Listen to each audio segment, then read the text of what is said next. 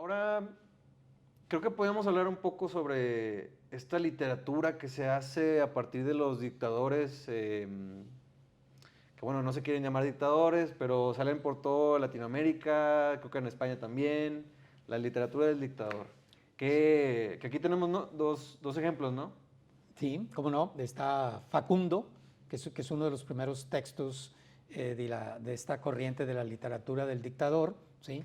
Y tenemos otra novela fabulosa sobre el Santana de 1840, ¿sí? Los bandidos de Río Frío, ¿sí? Que fue publicada 50 años después, en 1890, por Manuel Paino, pero que realmente Paino recrea el México de Santana, un México muy corrupto, donde uno de los attachés de Santana en Palacio Nacional dirigía una banda de asaltantes en el camino a Puebla, ¿verdad? Claro. Vaya, nada inusual o atípico, ¿no? No, no está señalando nada objetivo, digo, nada claro, ¿verdad? Así es, así es. Esta literatura del dictador es muy latinoamericana o muy iberoamericana, para incluir también a España y a Portugal. De hecho, una de las grandes novelas de esta corriente del dictador, de la literatura del dictador, es española, es Tirano Banderas. Tirano Banderas, de Valle Inclán, Ok. Ramón del Valle Inclán, 1920 más o menos, ¿sí? Pero, como tú mencionaste, como tú lo indicaste, Facundo, 1845 más o menos, es, digamos, la primera gran contribución de la literatura del dictador. Mencionaste algo de que el dictador es como un término así como muy peyorativo, que el dictador no quiere ser conocido así, ¿verdad? Pero recordemos que gran parte de la historia de los dictadores, pues el término dictador es elegido. Es elegido por el dictador y el dictador dice, soy un dictador, ¿sí? Digamos que en los últimos tal vez 50 años ya queda la literatura del dictador o el concepto de dictador como muy negativo, ¿sí? Tal vez a partir de Hitler, ¿no? Bueno, se empezó de los fascistas, sí, de los nazis, de los fascistas en la De Segunda Guerra Mussolini. Mundial, sí, claro, pero sobre todo en América Latina, estas dictaduras militares de los años 70, tanto en Ah, Argentina como en Chile, Chile. donde hay una represión enorme, Uruguay, Brasil, ya el término dictador como que ya no es aceptado. ¿Sí? Pero ¿por qué es aceptado durante 100, 150 años en la historia moderna de Occidente? Porque se vincula con qué, con Roma. Con Roma, sí, que esta figura que en tiempos de emergencia Exacto. lo nombraban pues con un poder por encima de los cónsules Sí, sí, sí. y pues se quedaba con el poder creo que máximo un año, Ujú. pero resolvía como esta crisis y luego ya regresaba. Algo así como Santana. Claro, era el dictador en términos de la historia romana, de la República Romana, era una función de salvación nacional. ¿Sí? En un momento de crisis, ya sea interna o externa, el Senado decía, ok, se suspenden todos los funcionarios y todo el poder se le da a una figura. Una figura, 6 meses, un año, se le va a llamar dictador, tiene que rendir cuentas después, ¿verdad?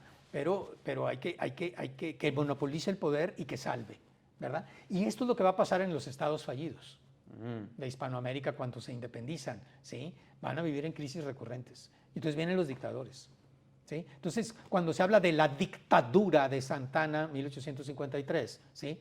En ese momento en que él se proclama dictador y que es dictador, ¿sí?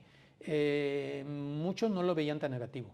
¿Sí? Se pensaban, necesitamos un hombre fuerte que estabilice al país, que ponga orden en el país. Claro, porque muchas generaciones hasta ese punto recordaban haber vivido en la colonia o en el virreinato y pues tenían así esta figura, ¿no? De un virrey que controlaba todo desde arriba y viendo todo el desorden que sucede, dicen, bueno, pues ¿por qué no? Claro, porque recordemos, la colonia, whatever that means, 1521, 1821, 300 años, ¿sí? Solo tuvo un golpe de Estado Hasta el en final. 300 años, hasta el final, claro. o podríamos decir que tuvo dos golpes de Estado, 1808, 1821, ¿sí? Pero durante 300 años hubo una estabilidad política pues envidiable, ¿sí? Cuando México se hace independiente en 1821, ¿sí? Vive una serie de pronunciamientos de inestabilidad política tremendos. Que nos ¿verdad? hace querer regresar a ser esta monarquía o tener dictadores, ¿no? Sí, al menos tener un dictador que ponga orden y entonces se den las condiciones para el despliegue de una monarquía o de una república sensata, ¿verdad? Entonces, Santana lo podemos como incluir en esta literatura del dictador y en este fenómeno de la dictadura, Claro, ¿verdad? claro. ¿Sí? En este fenómeno de la dictadura. Recordemos que la dictadura tiene mucho que ver con el ejército. Es ¿verdad? cierto, Sí, cierto. o sea, Que el ejército le va a permitir a estos, pues por lo general hombres, salir de su región local, por así decirlo, y van a trasladarse por todo el ancho y largo del país, ¿no? Van a Claro. poder tener esta visión pues privilegiada de todo, cómo sucede todo en la región que controla su país. Claro, es un mini país el ejército, ¿sí? Y hay orden.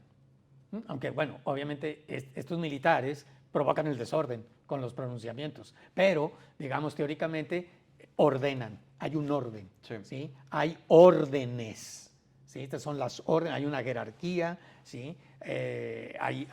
Digamos, hay un horario, un calendario, se obedece, ¿sí? Y bueno, es como un mini país. Y en la vida de la Ciudad de México, de las capitales, esto es totalmente diferente. Hay conversaciones, tienes que convencer gente.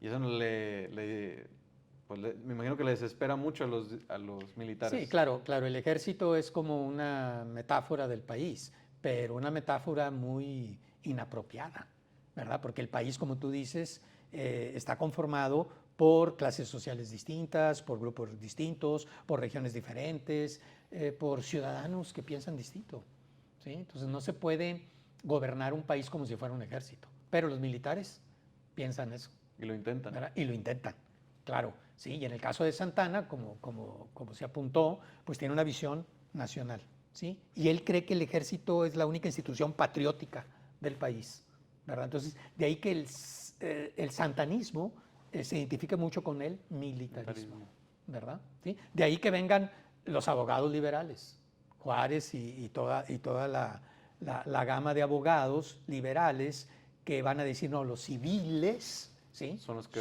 deben gobernar gobernar. este país, ¿verdad? Pero bueno. Así es.